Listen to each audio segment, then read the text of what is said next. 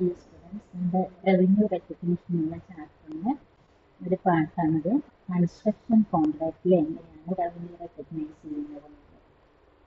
Construction contract എന്ന് പറഞ്ഞാൽ നമുക്കറിയാം, കൺസ്ട്രക്ഷൻ കോൺട്രാക്റ്റിന്റെ ഇൻകം ജനറേറ്റ് ചെയ്യുന്നത് കുറേ വർഷങ്ങൾ എടുത്തിട്ടാണ്. അപ്പോൾ കഴിഞ്ഞ പോയിന്റിൽ റവന്യൂ റെക്കഗ്നൈസിൽ 5th പോയിന്റായിട്ട് നമ്മൾ എന്തായിരുന്നു ഡിസ്കസ് ചെയ്തിരുന്നത്? Recognise revenue when as the performance obligation is satisfied.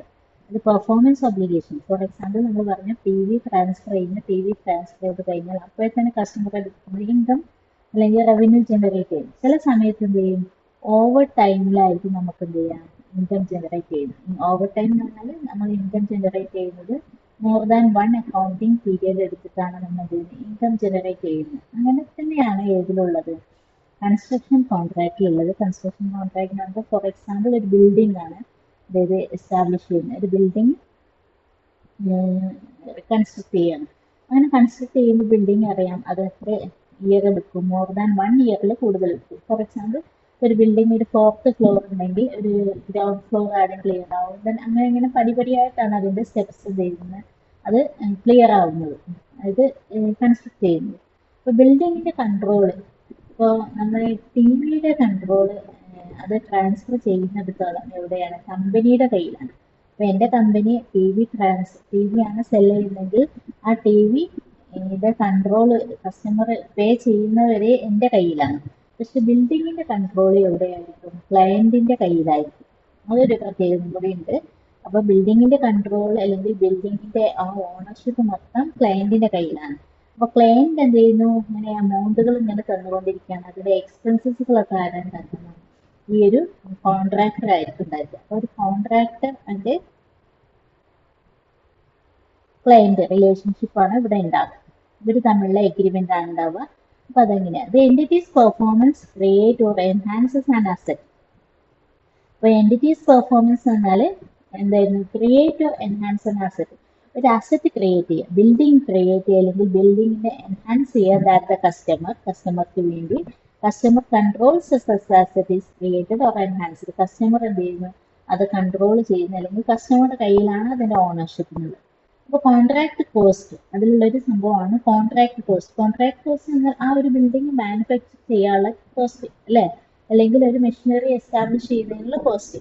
അപ്പോൾ അവിടെ ഇൻക്രിമെന്റൽ കോസ്റ്റ് വരും of obtaining contract such as sales commission are recognised as an asset if the entity expect to recover those cost. അതായത് ആ building manufacture ചെയ്യാൻ വേണ്ടി എന്തെല്ലാം കോസ്റ്റുകൾ ഉണ്ടാവും, അതൊക്കെ എന്താണ്, ഇൻക്രിമെന്റൽ കോസ്റ്റ്, അഡീഷണൽ കോസ്റ്റ്. ആ കോസ്റ്റുകളൊക്കെ ഏതിന്റെ പാർട്ടാണ്, ആ കോൺട്രാക്ട് കോസ്റ്റിന്റെ പാർട്ടാണ്.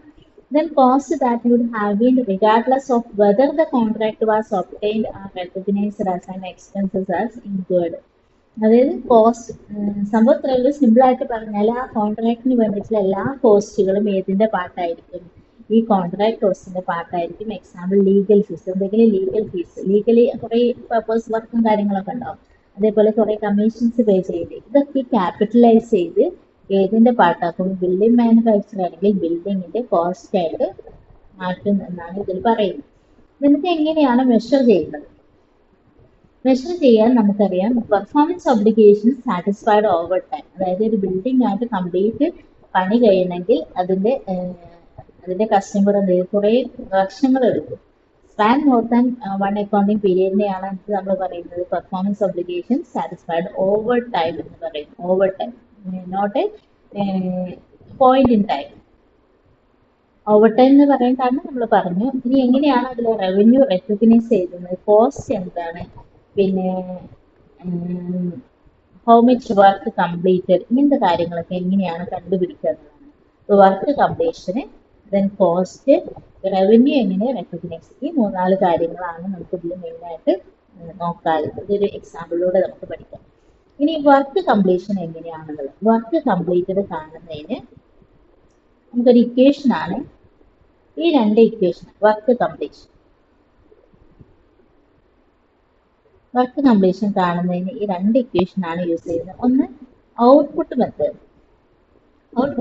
മെത്തേഡിലൂടെ എങ്ങനെയാണ് വർക്ക് കംപ്ലീഷൻ, അത് എത്ര പെർസെൻറ്റേജ് കംപ്ലീറ്റ് ചെയ്തു വർക്ക്. അപ്പൊ അതിൽ വർക്ക് സർട്ടിഫൈഡ് എത്രയാണ് വർക്ക് സർട്ടിഫൈഡ് കംപ്ലീറ്റഡ് ആണെന്ന് സർട്ടിഫൈ ചെയ്യുമ്പോൾ ക്വസ്റ്റ്യൻ ഉണ്ടാവും എത്രയാണ് വർക്ക് സർട്ടിഫൈ ചെയ്തത് ദെൻ ടോട്ടൽ കോൺട്രാക്ട് പ്രൈസ് ഇതും പറഞ്ഞിട്ടുണ്ടാവും അതിനെ 100 കൊണ്ട് മൾട്ടിപ്ലൈ ചെയ്യുമ്പോൾ നമുക്ക് ഇത്ര പെർസെൻറ്റേജ് കംപ്ലീഷൻ ആയിരിക്കും 50%, 60% ഇങ്ങനെ ഒരു പെർസെൻറ്റേജ് കിട്ടും. അതാണ് ഇവിടുത്തെ വർക്ക് കംപ്ലീഷൻ റേറ്റ്. അത് ഇതിന്റെ മെത്തേഡ് എന്ന് പറയുന്നത് ഔട്ട്പുട്ട് മെത്തേഡ് എത്രയാണ് വർക്ക് കംപ്ലീറ്റ് സർട്ടിഫൈ ചെയ്തത് അതിനനുസരിച്ച്. പിന്നെ ഇൻപുട്ട് മെത്തേഡ് എന്ന് പറഞ്ഞാൽ എത്ര കോസ്റ്റ് ഇതുവരെ ആയി cost to date then total cost എത്രയാണോ ദെൻ ഇൻറ്റു 100 അങ്ങനെ ചെയ്ത് കഴിഞ്ഞാൽ വർക്ക് കംപ്ലീഷൻ നമുക്ക് കിട്ടും. എന്താണ് ക്വസ്റ്റ്യനിൽ പറഞ്ഞിരിക്കുന്നത് അതിനനുസരിച്ച് നമ്മൾ ചെയ്യുക. ഇൻപുട്ട് മെത്തേഡ് ആണെങ്കിൽ കോസ്റ്റ് റിലേറ്റഡ് ആയിട്ടായിരിക്കും പറഞ്ഞിരിക്കുക. ഔട്ട്പുട്ട് മെത്തേഡ് ആണെങ്കിൽ വർക്ക് എത്രത്തോളം കംപ്ലീറ്റഡ് ആണ് എന്നുള്ള രീതിയിലായിരിക്കും പറഞ്ഞിരിക്കുക. ഒരു എക്സാമ്പിൾ നോക്കാം. On 1st January 2011, Castley entered into a contract with the customer to construct a specialized building for consideration of 10 million. 10 million ആണ് ഇവിടെ കോൺട്രാക്ട് പ്രൈസ് എന്ന് പറയുന്നത്. Castley is not able to use the building themselves at any point during the construction. കാരണം Castley എന്താണ് കോൺട്രാക്ടറാണ്. Castleyക്ക് ഒരിക്കലും ownership ഇല്ല. അത് ownership മൊത്തം ആരുടെ കയ്യിലാണ്? ക്ലയന്റിന്റെ കയ്യിലാണ്. അറ്റ് 31st December 2011 ജനുവരിയിലാണ് സ്റ്റാർട്ട് ചെയ്യുന്നത്. ദെൻ അക്കൗണ്ടിങ് ഇയർ എൻഡില് Castle had incurred the cost of 6 million. കാസ്ലേക്ക് എത്ര കോസ്റ്റ് വന്നു? 6 million കോസ്റ്റ് വന്നു. Cost to complete are estimated at $6 million. $6 million ഇനിയും എന്തെയ്യണം? കംപ്ലീഷൻ ആവാൻ വേണ്ടി വേണം. Castle measures the progress towards the completion based on cost incurred. Castle എങ്ങനെയാണ് ഇതിന്റെ പ്രോഗ്രസ്, അതായത് എത്ര പെർസെൻറ്റേജ് കംപ്ലീഷൻ ആയി എന്നുള്ളത് പ്രോഗ്രസ് ചെയ്യുന്ന ഏത് മെത്തേഡിലെയാണ്? Cost incurred method. അപ്പൊ കോസ്റ്റ് ഇൻകേർഡ് മെത്തേഡ് എന്ന് പറഞ്ഞാൽ ഇൻപുട്ട് മെത്തേഡാണ്. നമുക്ക് നോക്കാം. ഇൻപുട്ട് മെത്തേഡ് എന്ന് പറയുമ്പോൾ കോസ്റ്റ് ടു ഡേറ്റ് എത്രത്തോളം ഇതുവരെ കോസ്റ്റ് ആയി, ദെൻ ടോട്ടൽ കോസ്റ്റ് എത്രയാണ്, ദെൻ ഇൻറ്റു 100 കൊണ്ട് മൾട്ടിപ്ലൈ ചെയ്യുമ്പോൾ നമുക്ക് എത്ര പെർസെൻറ്റേജ് കംപ്ലീറ്റഡ് ആയി എന്നുള്ള അറിയേണ്ടത്. Then at the 31st December 2011, Castle had received 3 million from the customer. കസ്റ്റമറുടെ കയ്യിൽ നിന്ന് റവന്യൂ ആയിട്ട് സ്വീകരിച്ച എത്രയാണ്? 3 million ആണ് സ്വീകരിച്ചത്. ഇതുവരെ കംപ്ലീഷൻ ചെയ്തത് 6 million എക്സ്പെൻസസ് ആയി, പക്ഷെ കിട്ടിയത് എത്രയാണ്? 3 million ആണ്. അപ്പൊ നമുക്ക് എന്തൊക്കെയാണ് ഇവിടെ ചെയ്യേണ്ടത്? How should this transaction B accounted for in the year end 31st December 2011. അപ്പൊ 31st December 2011 അക്കൗണ്ടിങ് ഇയർ അവസാനത്തിൽ എന്തെങ്കിലും പ്രോഫിറ്റ് ആൻഡ് ലോസ് സ്റ്റേറ്റ്മെന്റിൽ എത്ര കാണിക്കണം, അതേപോലെ സ്റ്റേറ്റ്മെന്റ് ഓഫ് ഫിനാൻഷ്യൽ പൊസിഷനിൽ എന്തൊക്കെ കാണിക്കേണ്ടത് എന്നുള്ളതാണ് നമ്മോട് ചോദിച്ചിട്ടുള്ളത്. അപ്പൊ ആദ്യം നമുക്ക് എന്ത് ചെയ്യണം? ഇതിന്റെ ഔട്ട്കം എന്താണ് ചെക്ക് ചെയ്യണം. ഔട്ട്കം എന്ന് പറയുന്നത് ടോട്ടൽ കോൺട്രാക്ട് പ്രൈസ് എത്രയാണ് ഇവരെ എഗ്രി ചെയ്തിരിക്കുന്ന പ്രൈസ്, അതായത് ബിൽഡിംഗ് ഇത്ര രൂപയ്ക്ക് കംപ്ലീറ്റ് ചെയ്യാം എന്ന് കോൺട്രാക്ടറും ക്ലയന്റും എഗ്രി ചെയ്തിരിക്കുന്ന പ്രൈസ് ആണ് 10 million. അപ്പൊ 10 million നോക്കാം. The total contract price is 10 million. ഇതുവരെ ആയിട്ടുള്ള കോസ്റ്റ് എന്ന് പറഞ്ഞാൽ കോസ്റ്റ് 6 million പിന്നെ ഇനി വരാൻ പോകുന്ന കോസ്റ്റ് 6 million. അങ്ങനെ എത്ര ആവും? 12 million കോസ്റ്റ് ആവും അല്ലേ? 12 million. അപ്പൊ നോക്കുമ്പോൾ 10 million ആണ് എഗ്രി ചെയ്തത്, 12 million കോസ്റ്റ് ആവുമെങ്കിൽ എത്രയായിരിക്കും? ഇവിടെ -2 million ആണ്. -2 million എന്ന് പറഞ്ഞാൽ ഈ കോൺട്രാക്ടർക്ക് പ്രോഫിറ്റ് ആണോ ലോസ് ആണോ? ലോസ് ആണ്. അപ്പൊ പ്രോഫിറ്റ് വെട്ടിയിട്ട് എന്തായിരിക്കും? ലോസ് ആണ്. ലോസ് എത്ര വന്നു? 2 million ലോസ് ആണെന്ന് മനസ്സിലായി. ഇനി 2 million ലോസ് എവിടെ ആയിരിക്കും? ലോസ് ആണെങ്കിലും പ്രോഫിറ്റ് ആണെങ്കിലും എവിടെ എഴുതണം? Profit and loss statement of profit and ലോസിൽ കാണിക്കണം. അപ്പൊ statement of profit and loss ആകുമ്പോഴത്തേനും പ്രൊവിഷൻ ക്രിയേറ്റ് ചെയ്യണം. ഇനി ഇതിന്റെ പ്രോഗ്രസ് നോക്കാം. എത്രത്തോളം വർക്ക് കംപ്ലീറ്റഡ് ആയി? വർക്ക് കംപ്ലീറ്റഡ് നമുക്കറിയാം ഇൻപുട്ട് മെത്തേഡിലൂടെയാണ് ചെയ്യുന്നത്. Cost include till the date. ഇതുവരെയുള്ള കോസ്റ്റ് ആയത് എത്ര? At 31st December 2011, Castle had incurred cost 6 million. 6 million ആണ് കോസ്റ്റ് ആയത്.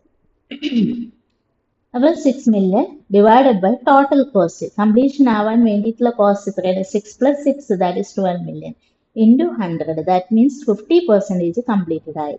അപ്പൊ ലോസ് എന്ന് പറഞ്ഞാൽ ഇവിടെ ഈ 2 million is a total loss. Total 100% completed ആകുമ്പോൾ ഉള്ളാവുന്ന ലോസ് ആണ് 2 million. അപ്പൊ 50% കംപ്ലീറ്റഡ് ആകുമ്പോൾ ലോസ് എന്താണ്? 1 million ആയിരിക്കും. അപ്പൊ അതാണ് ഇവിടെ കാണിക്കേണ്ടത്. SOP എന്താണ്? Statement of profit and loss. അപ്പൊ റവന്യൂ ടിൽ ദ ഡേറ്റ് എത്രയാണോ റവന്യൂ എത്രയാണ് 10 മില്യൺ ആണ്. 10 മില്യൺ കിട്ടിയോ? ഇല്ല, 50% ആണ് കംപ്ലീറ്റ് ചെയ്തത്. 50% കംപ്ലീറ്റ് ആയപ്പോൾ 5 മില്യൺ ആണ് റവന്യൂ ഉണ്ടാവേണ്ടത്. ദെൻ കോസ്റ്റ് ഓഫ് സെയിൽസ് ഇതുവരെയുള്ളത് 50% 6 മില്യൺ ആണ്. അപ്പോൾ 1 മില്യൺ ആണ് പ്രൊവിഷൻ. ഇങ്ങനെയും കാണാം. അപ്പോൾ 1 മില്യൺ പ്രൊവിഷൻ ക്രിയേറ്റ് ചെയ്യണം ഇവിടെ സ്റ്റേറ്റ്മെന്റ് ഓഫ് പ്രോഫിറ്റ് ആൻഡ് ലോസിൽ. ദെൻ സ്റ്റേറ്റ്മെന്റ് ഓഫ് ഫൈനാൻഷ്യൽ പൊസിഷനിൽ എങ്ങനെയാണ് കാണിക്കേണ്ടത്? സ്റ്റേറ്റ്മെന്റ് ഓഫ് ഫൈനാൻഷ്യൽ പൊസിഷൻ ആകുമ്പോൾ ബാലൻസ് ഷീറ്റിൽ കോൺട്രാക്ട് അസറ്റ് അല്ലെങ്കിൽ കോൺട്രാക്ട് ലയബിലിറ്റി ആയിട്ട് കാണിക്കണം. ഒന്നെങ്കിൽ കോൺട്രാക്ട് അസറ്റ് ആയിരിക്കും, അല്ലെങ്കിൽ കോൺട്രാക്ട് ലയബിലിറ്റി ആയിട്ടായിരിക്കും. എങ്ങനെയാണ് ഈ കോൺട്രാക്ട് അസറ്റും കോൺട്രാക്ട് ലയബിലിറ്റിയും കിട്ടുന്നത്?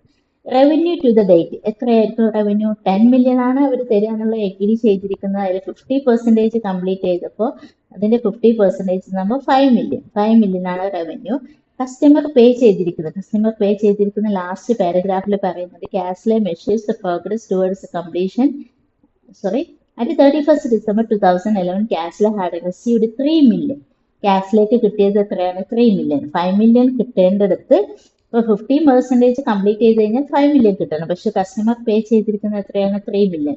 So this is A favourable balance. So this is A contract asset. ഇനി നോക്കുക, റവന്യൂ ടിൽ ദ ഡേറ്റ് എന്ന് പറയുന്നത് 5 മില്യൺ ആണ്. കസ്റ്റമർ പേ ചെയ്തത് 6 മില്യൺ ആണെങ്കിലോ അപ്പോൾ ഇവിടെ -1 മില്യൺ ആണ്. അപ്പോൾ ഇതെന്തായിരിക്കും? കോൺട്രാക്ട് ലയബിലിറ്റി ആയിരിക്കും. കാരണം ഇനിയും വർക്ക് കംപ്ലീറ്റ് ചെയ്യാനുണ്ട്. അപ്പോൾ ഇങ്ങനെയാണ് കോൺട്രാക്ട് കോസ്റ്റിന്റെ കാര്യങ്ങൾ. അപ്പോൾ കോൺട്രാക്ട് കോസ്റ്റും ഏതിന്റെ പാർട്ടാണ്? കോൺട്രാക്ട് കോസ്റ്റ് റവന്യൂ റെക്കഗ്നിഷൻ എന്നുള്ളതിൽ അത് സ്കോപ്പിൽ പെടുന്ന കാര്യമാണ്. ഓക്കെ, നമുക്ക് കുറച്ചൊരു പ്രോബ്ലംസും കൂടെ ജസ്റ്റ് ഒന്ന് നോക്കാം. അപ്പോൾ ഇത്രയാണ് ഇതിലുള്ള revenue from contract with customers എന്നുള്ള സ്റ്റാൻഡേർഡ് ഡീൽ ചെയ്യുന്നത്.